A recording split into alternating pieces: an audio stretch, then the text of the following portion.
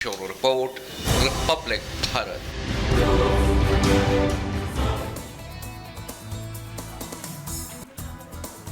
और ग्राउंड से भी तस्वीरें हम देख लेते हैं क्योंकि अलग अलग जगह से हमारे सहयोगी जुड़े हुए हैं। ओल्ड राजेंद्र नगर से अनूप हमारे साथ हैं और गाजीपुर से वैभव हमारे साथ हैं, उत्तराखंड से रतन नेगी हमारे साथ हैं। सबसे पहले वैभव आपके पास आते हुए, क्योंकि ओल्ड राजेंद्र नगर की तस्वीरें हम लगातार दिखा रहे हैं, वहां पर एमसीडी की पोल खुली है।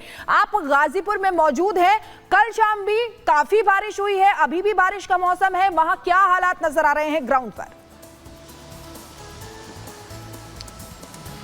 देखिए शिखा, बिल्कुल हम इस वक्त गाजीपुर सब्जी मंडी के ठीक सामने मौजूद हैं। यहाँ की तस्वीरें कैसी हैं मेरे बीजे उज्जवल एक बार आपको दिखाएंगे।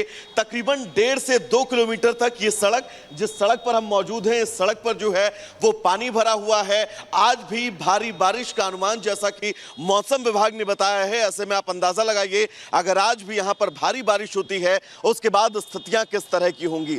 ठीक अगर सड़क के किनारे आप नजर डालेंगे तो जो नाला है वो पूरी तरह से जाम हो रखा है, यानी कि जल निकासी की यहां पर कोई भी व्यवस्था नहीं है। हमारी ठीक दाहिनी तरफ अगर आप नजर डालेंगे तो ये गाजीपुर सब्जी मंडी का वो इलाका जिसके अंदर भी जलभराव की स्थितियां हैं, लेकिन आप सड़क पर जहां तक नजर दौड़ाएंगे सिर्फ और सिर्फ आपको पानी नजर आएगा और पानी में जूझते लोग, जिंदगी जिनकी परेशान है इस पानी की वजह से, वो लोग आपको नजर आएंगे। और याद करिए मानसून से पहले दिल्ली की मेयर शैली ओबराय ने एक बात कही थी और ये कहा था कि दिल्ली के अंदर लोग मानसून इस बार जो है वो एंजॉय करेंगे, लेकिन स्थितियां क्या कुछ हैं आप देखिएगा। यहां से जो लोग गुजर रहे हैं वो भी बात करना चाह रहे हैं। कितनी मुश्किलें इस पानी से आप लोगों को हो रही हैं? मुश्किलें हो रही हैं भाई। कितना पानी बता रहे थे? कल रात में यहाँ पे 3 से 4 फीट और ज्यादा पानी था। हाँ, आधी गाड़ी डूब रही थी। देखिए यहाँ से जो राहगीर गुजर रहे हैं उनको भी तमाम मुश्किलों का सामना जो है वो करना पड़ रहा है। इन तमाम तस्वीरों के बीच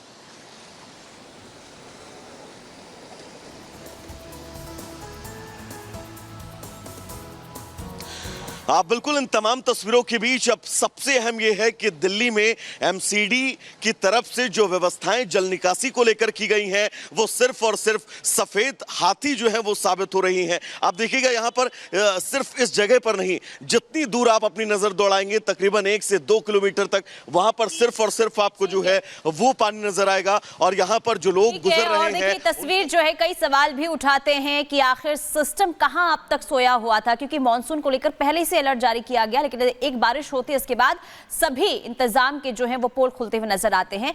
उत्तराखंड का रुख कर लेते हैं, रतन नेगी हमारे साथ बने हुए हैं। रतन नेगी, अगर पहाड़ों की बात करें तो वहां पर भी स्थिति बदहाल नजर आ रही है, लगातार भूस्खलन की तस्वीरें सामने आ रही है। इस वक्त आप कहां पर मौजूद हैं और वहां पर क्या हालात बने हुए हैं?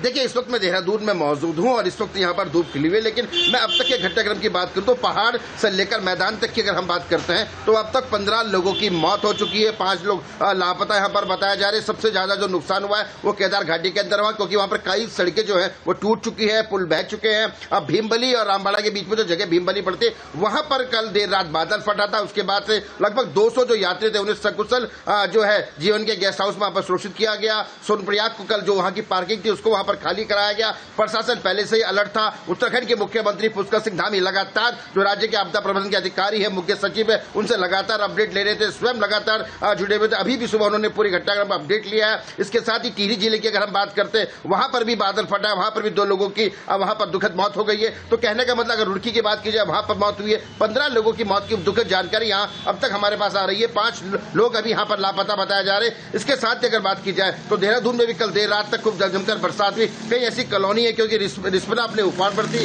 सौग नदी उफान पर थी और 2 लोगों की मौत की सूचना भी यहाँ पर मिल रही है। रतन आप बता रहे हैं कि वहां पर क्या हुआ है, लेकिन जब मानसून होता है तो ज्यादातर लोग पहाड़ों की तरफ जाते हैं घूमने के लिए, वहां की खूबसूरती देखने के लिए, लेकिन इस समय जाना किसी खतरे से कम नहीं है क्योंकि लैंडस्लाइड हो रहा है, बादल फट रहे हैं। आप इस समय देहरादून में हैं, वहां इस समय क्या हालात हैं? देखिए निश्चित तौर से आपने बिल्कुल सही बात कही। इस समय चारधाम यात्रा के रजिस्ट्रेशन को आज के लिए रोक दिया गया है। गढ़वाल आयुक्त ने फैसला लिया मुख्यमंत्री धामी के निर्देश पे। ऋषिकेश से चारधाम यात्रा को आज की तारीख में स्थगित कर दिया है, वहां से रजिस्ट्रेशन नहीं होंगे। जो 13 जिले के अधिकारी है वहां की स्थिति परिस्थिति को देखते हुए वो चारधाम की यात्रा को आगे बढ़ाएंगे, ये निर्देश यहाँ पर दिया गया है। और जो स्थिति है निश्चित तौर से पहाड़ की जो स्थिति दुखदायी होती है, क्योंकि उत्तराखंड और आपदा का चोली दामन का साथ लगातार रहता है। स्थितियां लगातार बिगड़ती रहती है, पल में धूप खिलती है, पल में बादल फटना। ठीक है, और अनूप का रुख कर लेते हैं। राजेंद्र नगर बने हुए हैं जहां पर हादसा हुआ था। अनूप, राजेंद्र नगर वही इलाका जहां पर 3 छात्रों की जान चली जाती है, लेकिन अभी भी वहां से ऐसी तस्वीरें सामने आ रही है जहां जल जमाव की लगातार जो है वो स्थिति बनी हुई है। ऐसा लग रहा था कि हादसे के बाद प्रशासन जो है वो जाग उठेगा, लेकिन ऐसा हुआ नहीं है। अभी क्या हालात? बिल्कुल देखिए, मैं राजेंद्र नगर में इस वक्त मौजूद हूँ। कल रात जो 1 घंटे से ज़्यादा की बारिश हुई थी वो बहुत ख़तरनाक थी और कहा जा रहा है कि 112 मिलीमीटर से ज़्यादा बारिश हुई थी। और अमूमन ये कहा जाता है कि 1 घंटे में अगर 100 मिलीमीटर से ज़्यादा बारिश हुई तो उसे क्लाउड बर्स्ट कहा जाता है, और ऐसा ही बादल फटने की घटना की तरह इसे जोड़ा गया, लेकिन आधिकारिक घोषणा नहीं हुई। लेकिन आज सुबह राहत भरी खबर है, यहाँ पानी नहीं है। कल इस इलाके में पूरा पानी भरा हुआ था, लेकिन मेरे पीछे देखिए बड़े बड़े मोटर्स लगाए गए हैं। रात में ही यहाँ से पानी निकाला गया। पानी अभी फिलहाल तो नहीं, लेकिन निशान पानी अपने पीछे जरूर छोड़ गया है।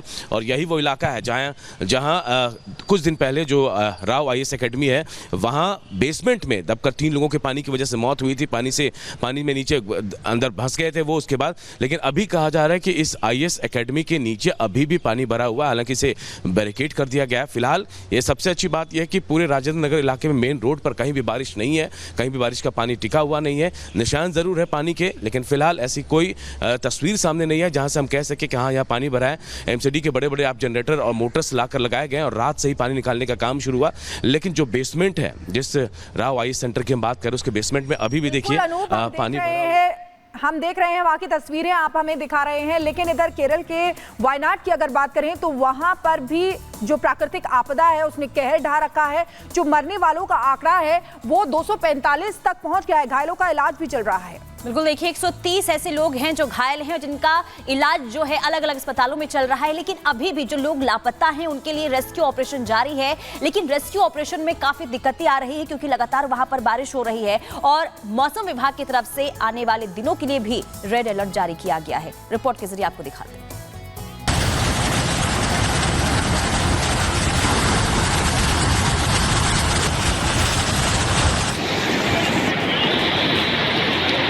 जहां घनी बस्ती हुआ करती थी वो पूरा इलाका समतल हो चुका है। जिन गांवों में लोगों की चहल पहल हुआ करती थी वहां शवों का ढेर दिखा।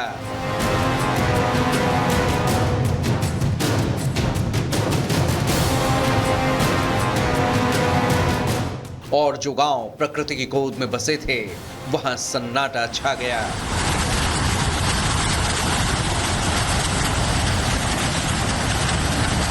कुछ घंटों के भीतर ही सैलाब ने वायनाड पर ऐसा अटैक किया कि पहाड़ खिसक गए और पानी मिट्टी के साथ अटैक कर दिया।